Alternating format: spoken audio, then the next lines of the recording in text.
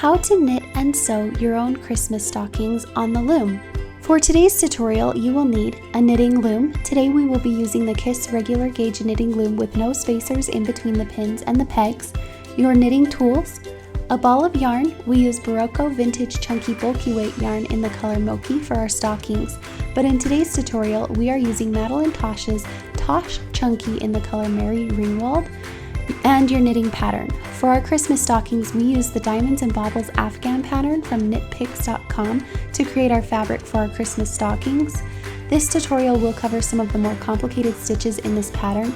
Then in the next tutorial, we will sew together our stockings.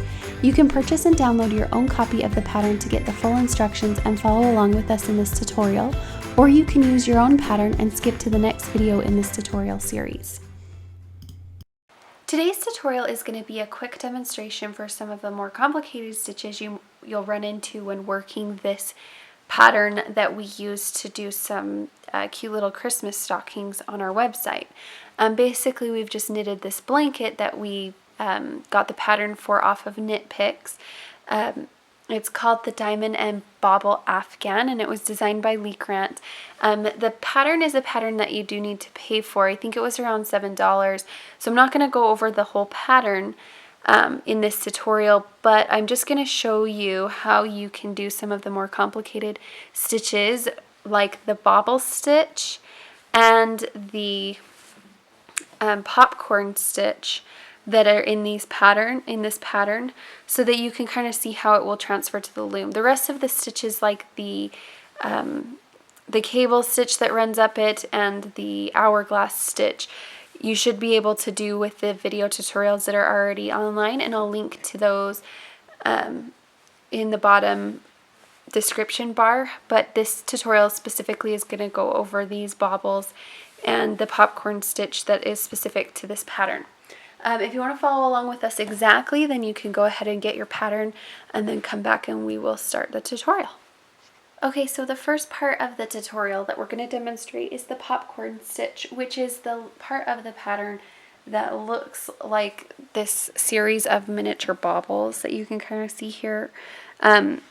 They're really easy to recreate on the loom, so I'm just going to show you real quick how we do it. This is section B in the pattern from Knit Picks, and the first row we're basically going to just purl across, which is pretty simple. So we're going to actually, it calls for us to knit one and then purl all the way to the last stitch and then knit that last stitch. So I'm going to go ahead and purl all of these all the way across. So I've purled all the way across to my last stitch, and I'm going to knit that last stitch. And then we can start our bobble pattern. In this pattern from Knit Picks, you will need to transfer it over or convert it to a loom knitting pattern. I've already done so, and I'm not going to cover that here. I do have a separate tutorial on how to convert your pattern, so you can kind of follow that to get this pattern converted. But in this tutorial, I'm going to treat this as if it's already been converted to the looming pattern. So the next thing we're going to do is we're going to knit this stitch here, the first stitch.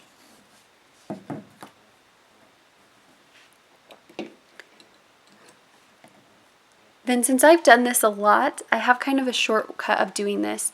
The next stitch is going to be a purl one, knit one, purl one into the same stitch, which is right here. And then these three stitches are going to be knit three together. So basically the way I like to do this is I start by moving my stitches around. So I'm going to do the knit three together first, which looks like this. We're going to pick up these two stitches, take this last stitch, move it all the way over, set the second to last stitch down, and then the stitch that was already on that peg down. So we've got our three stitches moved over, and now we have two cleared up for the new stitches that are going to be knit into this stitch here. I like to move this to the center peg, and I'll show you why in just a second. It just makes it a little bit easier to work with. So the first part of this stitch is going to be a purl one. So we're going to purl just like normal, pulling this one out. But instead of lifting off like we normally would, we'd lift the old stitch off and set this stitch down. We're actually going to just go behind the pin. So I'm just bringing this yarn here back. So it was like this. We're going to bring it back in between the pin and the peg, behind the pin, and then onto the empty peg that's behind it. Now I have this yarn still coming out in front of this peg here, which was our old stitch. We're going to knit it now. So I'm just going to pull it up so it sits on top of that old stitch, and we're going to knit it off. And now instead of dropping this stitch, so normally I would drop this old stitch here, I'm actually going to slide it behind the pin and set it down on the empty peg. Now bringing my working yarn that's coming out from this stitch, we're going to bring it around the pin, back in front, and we're going to purl just like normal. And this time we are going to let that stitch fall off and set the new stitch down. So now I have a purl one, knit one, purl one, all into this single stitch back here. And then this stitch, the knit 3 together, is already all ready to go. So I'm going to just knit these 3 off. And I find with 3 stitches it's just easier to just knit them one at a time off.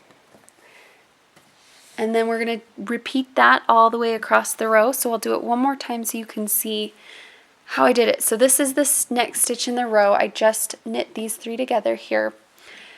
This is the next stitch that's going to have the purl one, knit one, purl one in it, and then these are the 3 stitches that need to be knit together. So we're going to pull these off, these 2 off, bring this one over, and then set them back down in the same order. Then I'm going to slide this stitch that I want to do my purl one, knit one, purl one into the middle, because it just makes it easier. You don't have to, but it's just a lot easier that way. And we're going to purl just like normal, but instead of sliding that stitch off, we're just going to bring the new stitch around the pin and over to the next peg, and we're going to bring our working yarn up and above this stitch so we can knit it off. And then instead of, whoops, sorry, I dropped my stitch, I didn't mean to, so knit this one off. And then instead of dropping that stitch that's behind it, we're going to just bring it behind the pin and set it down on the next peg. You can kind of see here. So now I have this working yarn that still needs to go into this stitch. So we're going to purl the last stitch, slide it off, and set that down. And then we'll knit these 3 together, and they're all ready to go.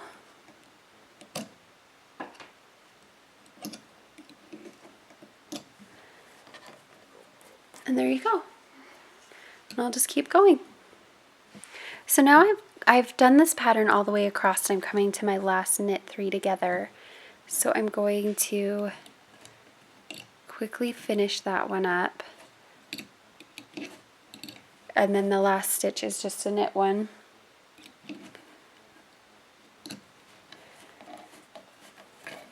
And then the next row is just another simple part of the pattern that is just basically purling all the way across again. So I'm going to do that off camera, and then we'll come back and I'll show you the 4th row, which is kind of the opposite of what we just did.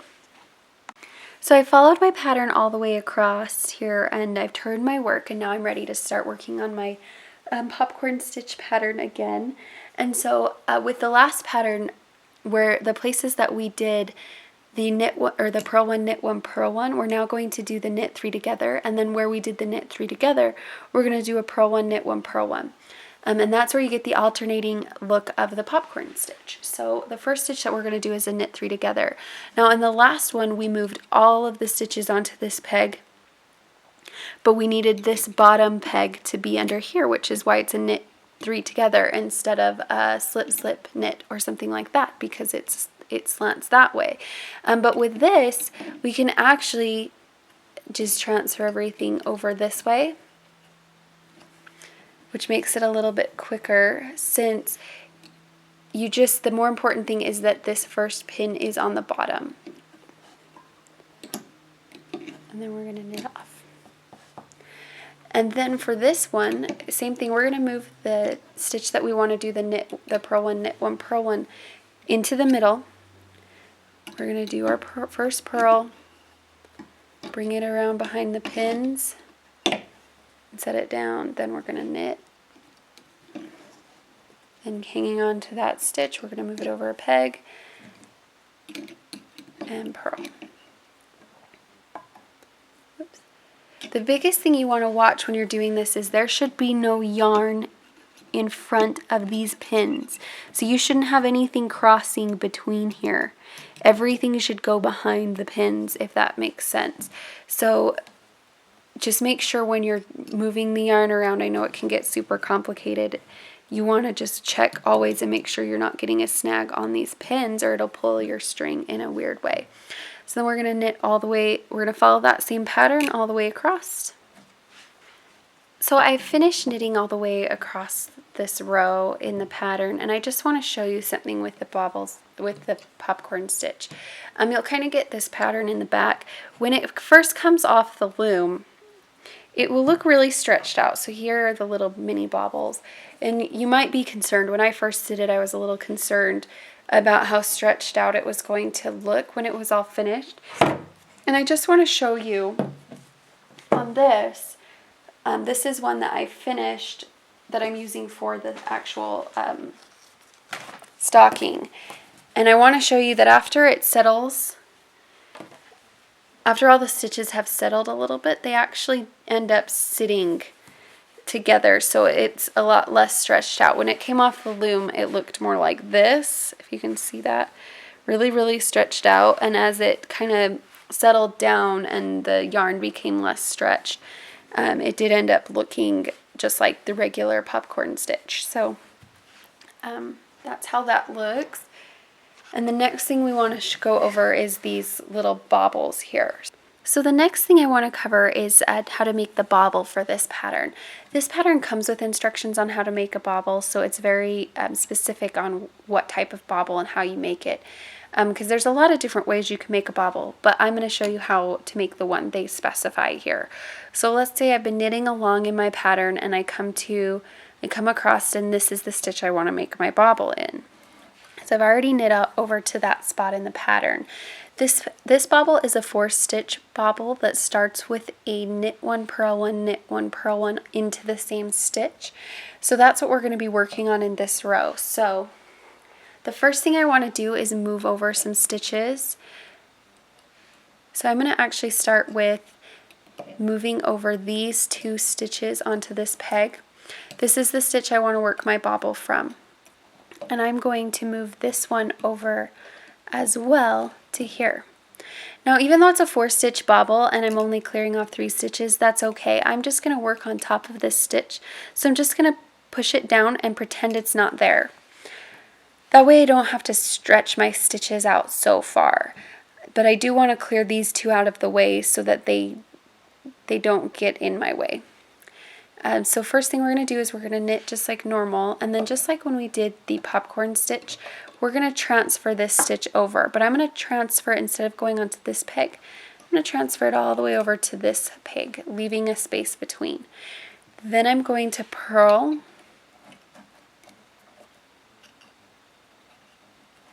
picking up this stitch here, and then bringing it around the pin just like we did with our with the popcorn stitch, and setting it down on this peg, then picking up my working yarn again, going on top of that old stitch and knitting it off. And then last, we're going to pull this stitch, and it might be a little bit tight, but we're going to pull it over to this last peg here, and I'm going to just, you can see, I'm going to purl this one off. So I'm going to ignore this stitch, get my tool in back here, scoop up my working yarn and purl it off. And then this time I'm going to let the stitch actually fall. So now I have 4 stitches going into this same stitch back here. And then I'm going to just leave all these stitches the way they are, because in the same row we're going to work back and we're going to complete our bobble all in one row, which is why it doesn't matter that much that these stitches are sitting like this. So the next row in our bobble is going to be just a knit 4.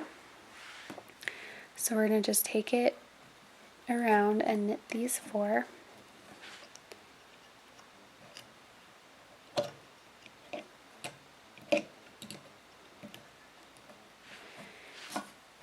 And then the next row is knit 4 again.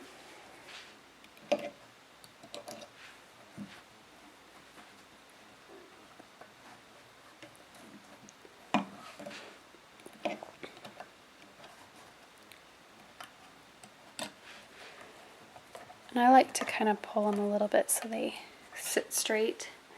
And then we're going to knit one more row of 4. Or I'm sorry, we're actually going to knit 3 more rows of 4. So this was technically our 3rd row of the bobbles. So we're going to do 3 more.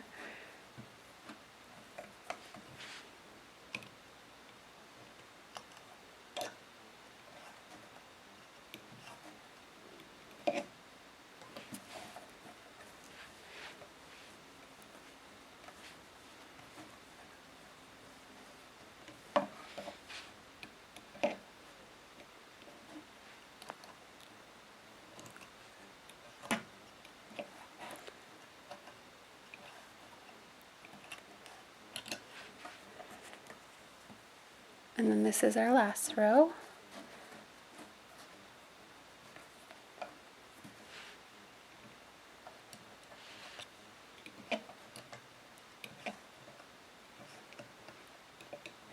And now we're going to do our decreases. So we're going to basically just slip 2. So we're going to skip these 2 stitches. So we're going to go behind these pins here and come over to this 3rd stitch. And we're actually going to knit these 2 together. So we're going to pick this 3rd stitch up and the 4th stitch here, and we're going to set them down like this and knit these ones together.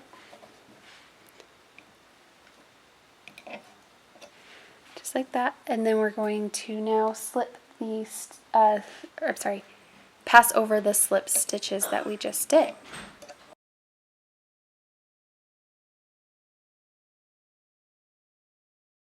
And there you go.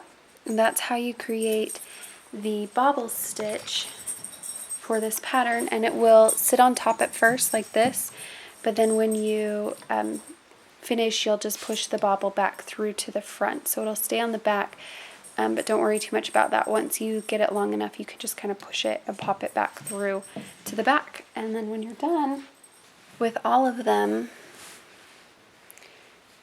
they will look like these little bobbles. And I haven't